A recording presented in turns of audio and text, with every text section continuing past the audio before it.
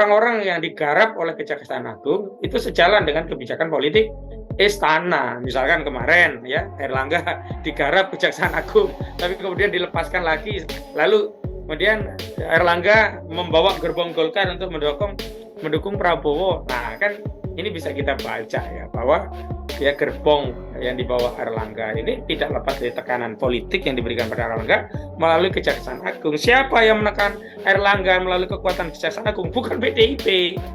Kalau PDIP tentu dukungan politik Golkar dibawa ke Ganjar, nggak mungkin dibawa ke Prabowo. Siapa yang mengendalikan Kejaksaan Agung? Bukan juga Prabowo, dia hanya Menhan gitu. Ya atasan Kejaksaan Agung siapa? Ya Presiden. Nah kalau kita lihat dengan latar politik yang ada, ya ini patut juga ini adalah bagian dari pertarungan politik. Saya bicara pertarungan politik bukan berarti membela si Ismail Thomas ya, bukan berarti kasus hukumnya nggak ada ya, kasus hukumnya ada gitu. Tapi digoreng tidaknya inilah yang sedang saya bahas. Sama seperti kasus korupsi BTS ya, yang kemudian mempersangkakan Johnny G. Plate ya. Itu juga memang terjadi korupsi gitu loh.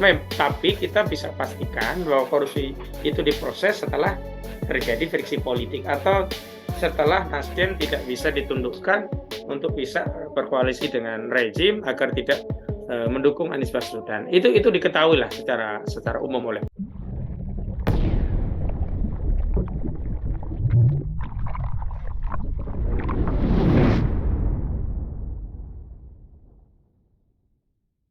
sebagai pembangkang izin sah lahan tambang tersebut. Mereka mendaftarkan gugatannya di Pengadilan Negeri Jakarta Selatan pada Juli yang lalu ya, Juli 2022 lalu ya, bukan Juli bulan kemarin. Nah kemudian dalam gugatan itulah Kejagung kalah ya, dan kemudian banding kasasinya jadi menang. Yang menarik adalah ternyata ada sejumlah surat-surat yang disebut dipalsukan oleh kader PDIP ini gitu, si Ismail ini ya. Nah Ismail Thomas ini ya kemudian ditetapkan ya dengan ketentuan pasal 9 Undang-Undang Tipikor ya, Undang-Undang Nomor 31 Tahun 1999, tentu dengan junto pasal 55 ayat 1 ke 1 KUHP gitu. Kalau kita lihat konstruksi perkara hukumnya ya biasa saja, Cak. Karena dia terlibat menghalangi proses penegakan hukum, dia memalsukan sejumlah dokumen yang digunakan oleh perseroan untuk menggugat Kejagung yang kemudian Kejagung kalah. Nah, hari ini baru diketahui ya, akhirnya ya dia diproses gitu loh. Cuman kan begini, Cak. Kita tahulah ya, walaupun ada temuan kasus hukum, diproses atau tidaknya itu kan tergantung kebijakan politiknya mau seperti apa. Ibaratnya ini ada ikan nih. Ikan udah ketangkap mau digoreng atau tidak kan tergantung. Apakah mau digoreng, disayur, dilodeh, atau ditaruh di kulkas, dipeti eskan dulu. Nanti suatu saat pengen goreng ikan baru dikeluarin. Nah itu kan tergantung kebijakan politik. Nah kalau kita lihat dengan latar politik yang ada, ya ini patut juga ini adalah bagian dari pertarungan politik. Saya bicara pertarungan politik bukan berarti membela si Ismail Thomas ya, bukan berarti kasus hukumnya nggak ada ya, kasus hukumnya ada gitu loh. Tapi digoreng tidaknya inilah yang sedang saya bahas. Sama seperti kasus korupsi BTS ya, yang kemudian mempersangkakan Johnny G. Plate ya. Itu juga memang terjadi korupsi gitu loh. Tapi kita bisa pastikan bahwa korupsi itu diproses setelah terjadi friksi politik atau setelah Nasdem tidak bisa ditundukkan untuk bisa berkoalisi dengan rejim agar tidak mendukung Anies Baswedan. Itu diketahui lah secara umum oleh publik. Nah, hari ini pun kalau kita lihat kan ini tidak berselang ya. Jadi orang itu kan ada kekeliruan memandang ya. Kalau dulu itu kan orang menganggap bahwa di zaman 2005 sampai 2019 itu kan Kejaksaan Agung kan dipegang orangnya Nasdem, HM Prasetyo. Maka seluruh kebijakan politik hukum di Kejaksaan Agung itu memang ada ya dalam kendali Nasdem atau Surya Paloh. Ini kan orang menganggap begitu gitu. Dan kita bisa lihat dari realitasnya memang ke arah sana.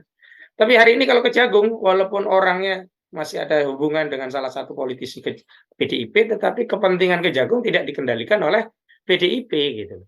Beda dengan saat HM Prasetyo ya. Yang sekarang ini justru dikendalikan istana. Melihat dari sisi apa?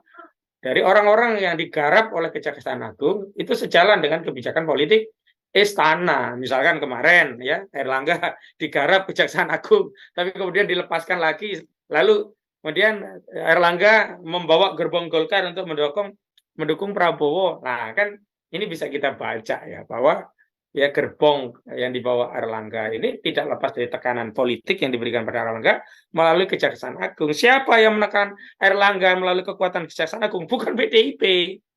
Kalau PDIP tentu dukungan politik Golkar dibawa ke Ganjar, nggak mungkin dibawa ke Prabowo. Siapa yang mengendalikan Kejaksaan Agung? Bukan juga Prabowo, dia hanya Menhan gitu. Ya, atasan Kejaksaan Agung siapa? Ya presiden. Lalu kok presiden petugas partai kok malah bawa gerbong ke Prabowo bukannya ke Ganjar? Nah, itu yang lagi-lagi terkonfirmasi ya bahwa memang presiden itu hanya formalitas saja mendukung Ganjar gitu.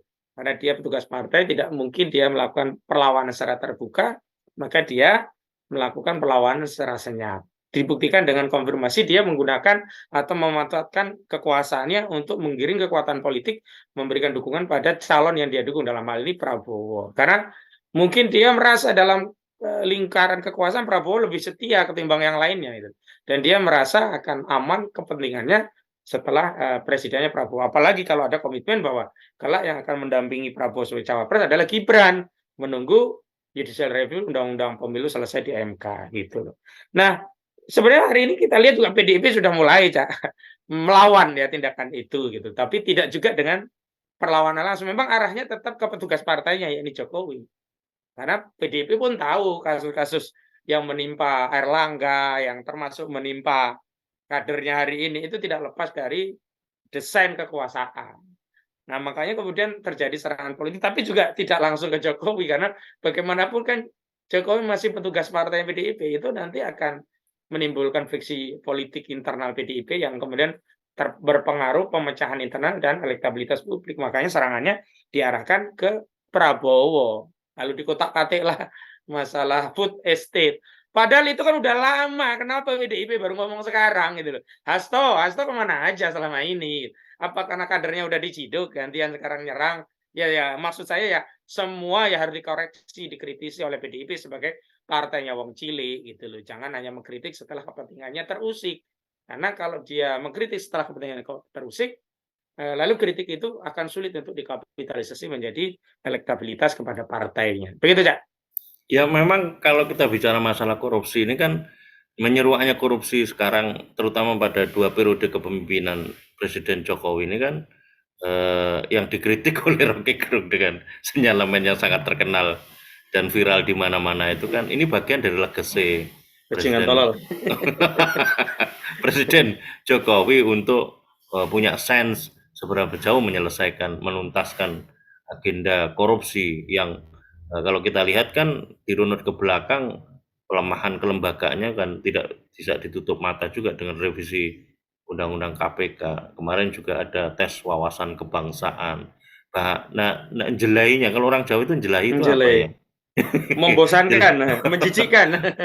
Menjijikannya itu kok ada ya usulan dari Firly Bahuri yang sekarang banyak disorot sebetulnya dia terkait dengan mekanisme penyelesaian pencegahan dan track record pencegahan dan pemberantasan di bawah kepemimpinan dia dan disinyalir banyaknya dugaan KPK itu sangat kuat sekali dugaannya untuk dibawa kepada kepentingan syahwat kekuasaan dengan pilihan-pilihan terhadap siapa yang ditarget dan siapa yang dilepaskan begitu itu sangat nampak dirasakan oleh publik. Sampai-sampai kemarin kan Firly Bahuri mengusulkan karena memang akar persoalan yang muncul korupsi ini adalah para politisi, karena para politisinya kan yang sekarang menduduki jabatan-jabatan politik kan kalau kita bicara masalah keberadaan kabinet yang dipimpin oleh Presiden Jokowi itu kan kabinet yang disusun berdasarkan atas bagi-bagi kekuasaan lah di antara para politisi jabatan-jabatan politik yang sekarang ini dipenuhi oleh orang-orang dari berbagai latar. Dan kalau kita bicara masalah partai ya tentu PDIP, dan bahkan PDIP kabarnya kalau saya tidak salah menyebut dia paling pensuplai koruptor yang paling besar ya di antara parpol yang lain ya. Saya tolong dikoreksi kalau saya salah menyebut rating tentang korupsi ini. Firly kan menyampaikan ini perlu role model agar bisa terkendali itu modelnya digunakan seperti layaknya di Republik Cina aja lah gitu loh. partainya itu tidak banyak sehingga kemudian tidak muncul banyak potensi-potensi politik koruptor-koruptor dari berbagai latar parpol bisa dikendalikan. Kalau hanya satu parpol saja kan bisa dicengkeram, bahkan kemarin seolah-olah mengisyaratkan Firly itu mengusulkan kalau perlu kita mencoba menjadikan prototipe atau portofolionya ini KPK-nya Republik Rakyat Cina. Anda melihatnya seperti apa ini Bang Ahmad Sudin kalau melihat dinamika yang berkembang, terutama korupsi yang dilakukan koruptornya itu dari latar politisi dari berbagai parpol yang ada sekarang, terutama kalau ini dikaitkan dengan cawe-cawenya Presiden Jokowi untuk bisa mengendalikan agar suksesi kepemimpinan itu benar-benar bisa meneruskan agenda legacy ke depan, terutama masa depan terkait dengan pencegahan dan pemberantasan korupsi ini, Bang Ahmad Sudin. Ya, kalau kita bicara korupsi dan parpol memang tidak bisa ditampik ya, Cak. Memang PDIP itu menduduki ranking nomor wahid lah untuk kasus korupsi. Bahkan ini 2021 yang lalu ya, belum ditambah kasus-kasus terkini ya. Jadi survei Puspol Indonesia itu sudah merilis ya di 23 Mei 2021 yang lalu, itu memang PDI Perjuangan memang dianggap sebagai partai yang paling bersih gitu loh. Nah, kita kemudian bertanya gitu loh, apakah iya? Tapi ternyata setelah melalui penelusuran, banyak sekali kader-kader PDIP itu berurusan dengan KPK. Misalkan masih ingat kita ya, dulu ada Juliari Peter Batubara, ada Andrian Misantan Pribadi, ada AJM Priyatna, ada Sri Hartini, ada Samanudi Anwar, ada Harun Masiku yang sampai hari ini menjadi mendampingi Bang Thoyib 3 kali Lebaran, 3 kali puasa nggak pulang-pulang. Tapi kemarin katanya mau pulang, kata Kepala Divisi Hubungan Internasional Mabes Polri. Tapi nggak tahu lah kalau itu apa sandiwara atau apa kita.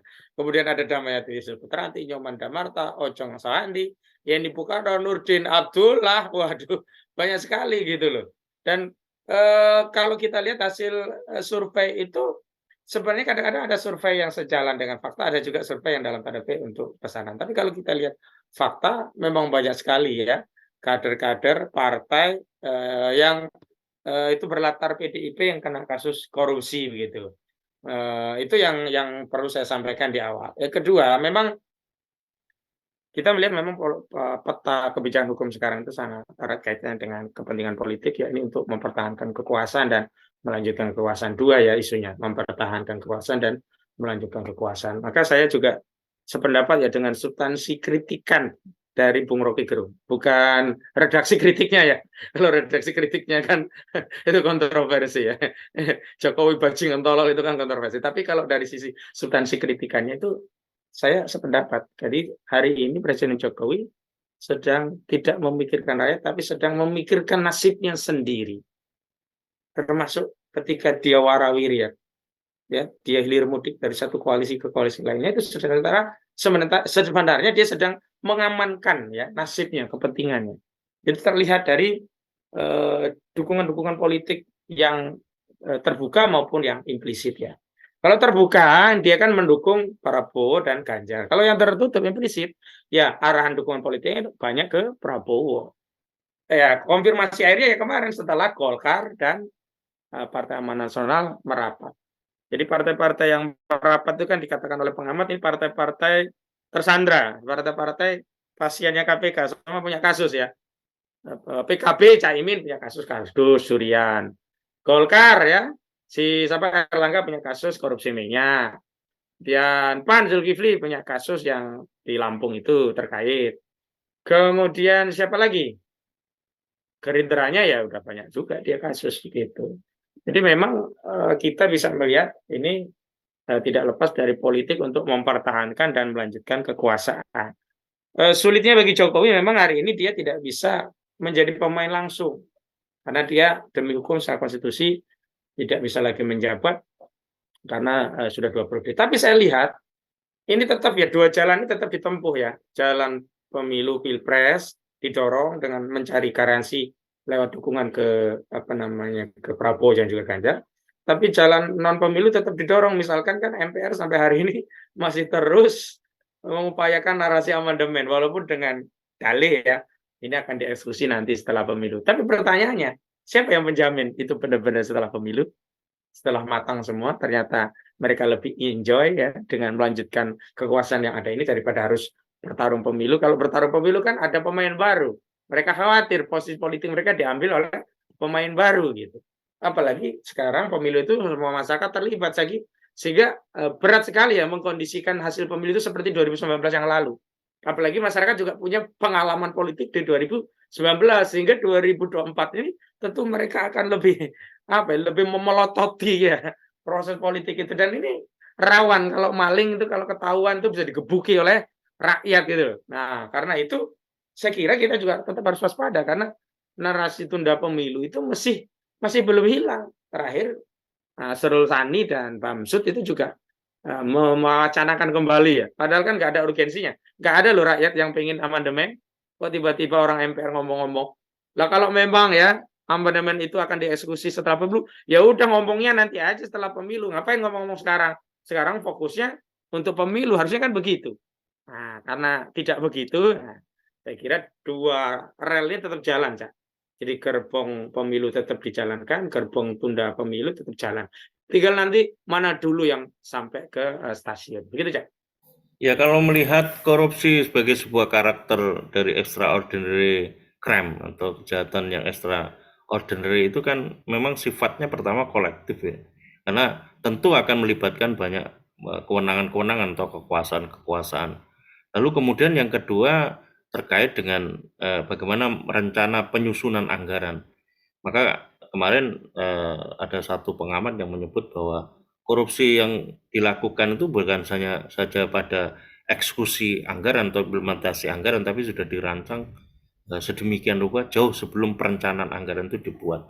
Karena kalau kita bicara masalah misalnya penyusunan APBN sebagai bagian dari politik fiskal kita, itu terkait dengan bagaimana kompromi untuk menghasilkan satu keputusan politik tertentu agar realisasi sebagaimana yang diwujudkan di dalam postur anggaran kita itu memang benar-benar nanti mempresentasikan bargaining of power atau bargaining tawar-menawar kekuasaan di antara mereka yang sekarang ini merupakan bagian dari elit penguasa. Itu yang nampaknya menjadi sebuah challenge tersendiri untuk mengurai seberapa jauh, apalagi nanti ini road to kontestasi politik akhir tahun 2023, awal tahun 2024 yang berbarengan dengan perancangan anggaran pendapatan belanja negara. Tentu ini sesuatu yang sangat krusial sekali kalau kita bicara masalah celah kemungkinan korupsi itu sebagai bagian dari untuk mengkapitalisasi atau mengkonsolidasikan logistik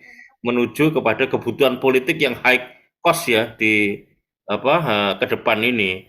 Nah, ini tentu sesuatu yang sistemik sifatnya ya kalau kita bicara masalah landscape bagaimana peta percaturan politik yang ada di negeri kita, kalau ini semuanya nanti bertumpu kepada mekanisme elektoral yang menyisakan beragam banyak persoalan elektoral, Bang Ahmad Kusnudin.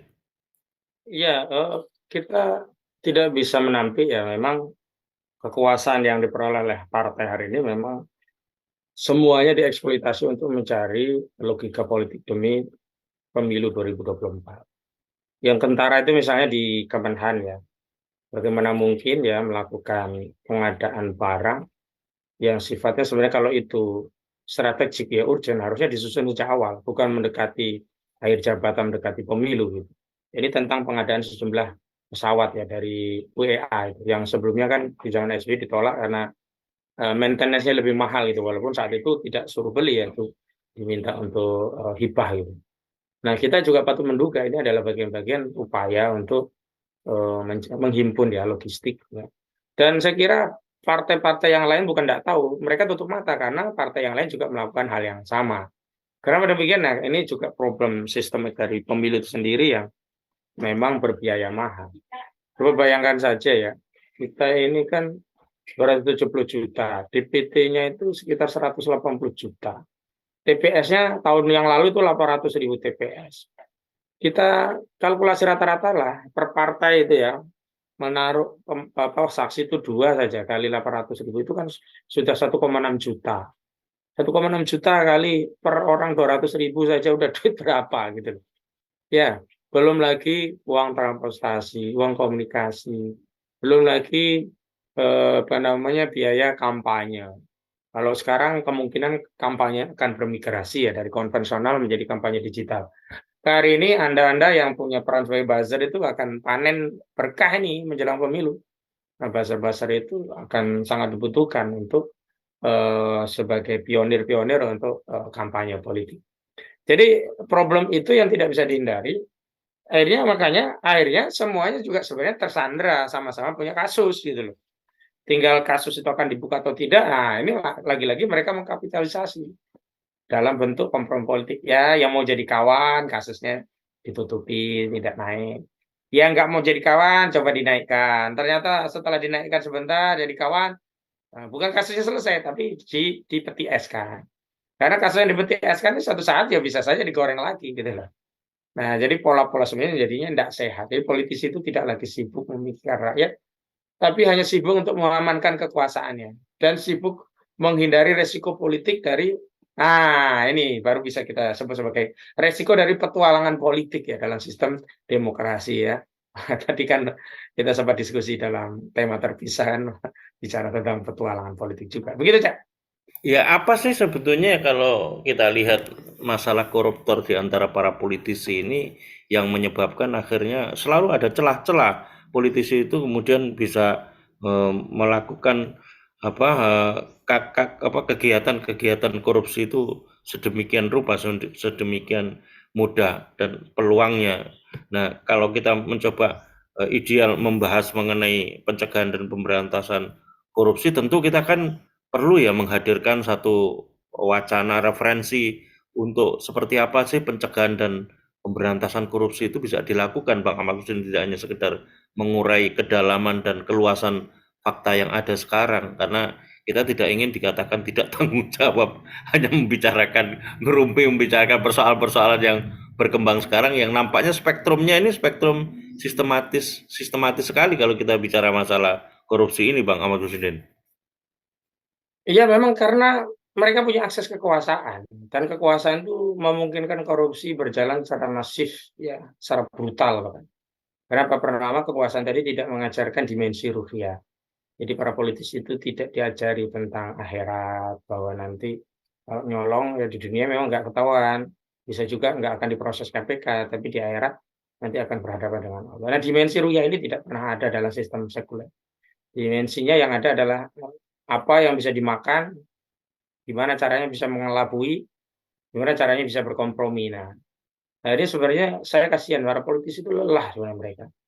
Lelah untuk berkuasa, mempertahankan kekuasaan, dan lelah untuk menghindari risiko kekuasaan.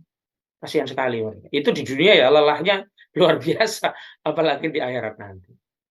Nah, tanggung jawab kita memang ya tadi, kita harus berikan pencerahan, bukan hanya kepada rakyat, termasuk pada politisi tadi loh, tentang kerusakan sistem politik sekuler demokrasi. Kita letakkan pertama dimensi ruhiyah ya, bahwa berpolitik itu dalam rangka ibadah. Maka kalau kita berpolitik dalam rangka ibadah, maka mekanisme aturan main dalam berpolitik, norma berpolitik itu harus mengikuti ketentuan dari Allah. Sistem politiknya harus mengikuti sistem politik yang digariskan oleh Allah dan Rasulnya. Disitulah pentingnya narasi ganti rezim, ganti sistem. Karena ganti rezim saja kalau sistemnya tidak berubah, orang-orang yang baik masuk dalam sistem yang rusak, itu seperti apa yang dikatakan oleh Pak Mahfud MD, malaikat saja bisa menjadi iblis, apalagi manusia biasa begitu. Nah, lalu apa alternatif solusinya? Sebagaimana yang saya tidak pernah lelah menyampaikan, ya hari ini tidak ada pilihan lagi kecuali umat ini kita kembali pada sistem Islam. Lalu pertanyaan selanjutnya, kembali kepada Islam, kembali Al-Quran dan Sunnah. Sistem Islamnya bagaimana? Itulah khilafah. Nah, karena itu kalau ada hari ini orang yang mendiskusikan khilafah, itu sebenarnya orang yang mencintai para politisi yang hari ini terkungkung, terpenjara ya dalam bunker besar perebutan kekuasaan, yang mempertahankan kekuasaan dan menghindari risiko kekuasaan ya. Itu hanya bisa diselamatkan dengan sistem khilafah. Karena kalau sudah sistem khilafah, nanti para politisi itu berlomba-lomba berkhidmat untuk memberikan pelayanan kepada rakyat, dan mereka fokus motifnya itu adalah berlomba-lomba mencari pahala dan ridha. Dan semuanya nanti tertakar dengan apa? Kaidah secara hukum syara. Jadi nggak seperti sekarang. Kalau sekarang kan semua serba permisif, serba pragmatis. Kalau nanti tidak, mafahim, maqayis, qanaahnya diatur dengan Islam. Jadi persepsinya Islami, standarnya Islami, ya. Kemudian rasa ketertundukan ya, visi pribadinya itu semuanya Islami, semuanya untuk mencari ridha Allah. Begitu Cak, dari saya. Saya kira cukup ya diskusi kita, karena Iya. sudah menyentuh kebersamaan dasar. Tadi Bang Ahmad Sudin sampai gremeng-gremeng itu, kok di AK Channel menurun itu viewernya.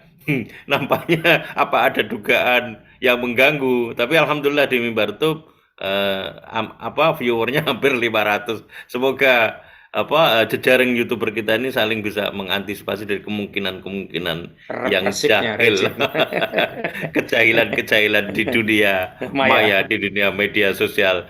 Demikian tadi diskusi kami bersama Bang Ahmad Sudin, Sarjana Hukum. Semoga ini menjadi satu kontribusi pencerahan bagi kita semuanya. Dan terakhir saya sampaikan salam jalan pikir sehat. Itulah Shiratal Mustaqim. Assalamualaikum warahmatullahi wabarakatuh. Waalaikumsalam warahmatullahi wabarakatuh.